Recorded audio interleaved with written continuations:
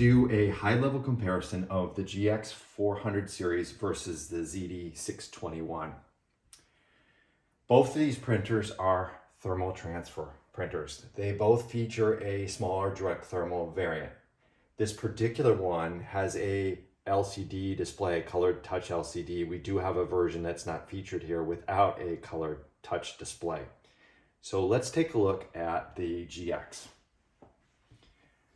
So if you look at the GX, we have fixed interfaces. We have a serial interface, a USB or Type B port, a Ethernet, which is a 10100 connection.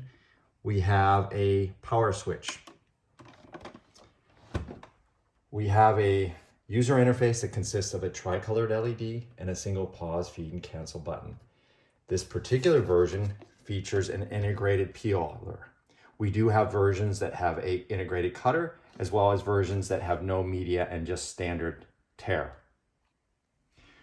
One thing to note about the GX is the GX does not support a lot of the new tools that we have in the Print DNA tool set, like PPME. Now let's take a look at the ZD621. This particular printer features similar interfaces. We have a USB Type B, we have a serial, we have the Ethernet, again 10100. The nice thing about the Ethernet and serial is if you have to remove it for some reason, it does have a removable bezel and it can be removed in the field if needed. We do have a new add called the USB host port, or Type A. This is used to update firmware, update printer settings, load logos and templates into the printer's memory, and also you can attach a variable input device like a keyboard or a scanner. We also offer a 802.11 Bluetooth module that you can order as a factory or field upgrade. So what you're going to do is to install it, you're going to have an access port underneath the printer, and you're going to open it up, insert the module, put it in, close it up, and make the setting adjustments on the printer, and you're set to go. This particular model has a colored touch display. There are versions without one. It's 4.31 inches. It has icons that help with troubleshooting a printer. And the nice thing about it is you can visually see what's going on with the printer. You can see the printer is paused. It says it's paused. The color is yellow. The pause light is on. You can also see we have a network indicator showing the printer is not on the network. So there's a lot of information available to users to easily troubleshoot the printer.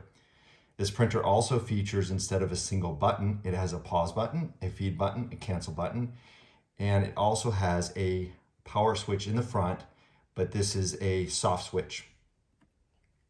Another unique feature that this printer has is it has the ability to field upgrade it to include cut or peel. It can also be ordered in the factory as well. Another unique feature we have is Print Touch. Print Touch uses NFC technology. How do you tell you have Print Touch? You have this little symbol here of a handheld and the wireless symbol coming out from it. And what you can do is you can pair a Zebra Android or Android device or an iOS device and make changes to the printer's settings. So what I'm going to do is I'm going to tap it.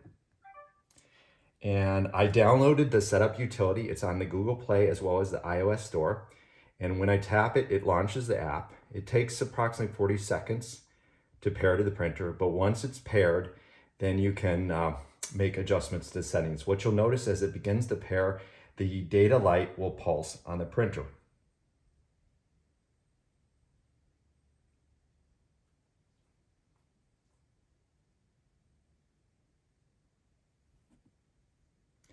Now we're getting connected, and we can go in and do a test print to make sure the printer's set up. We can go in and also bring it on our network if we choose to do so. This particular printer is obviously a thermal transfer. We do support the larger capacity 1-inch Core ID 300 meter ribbons and the smaller capacity 74 meter ribbon on the 1/2 inch core as well.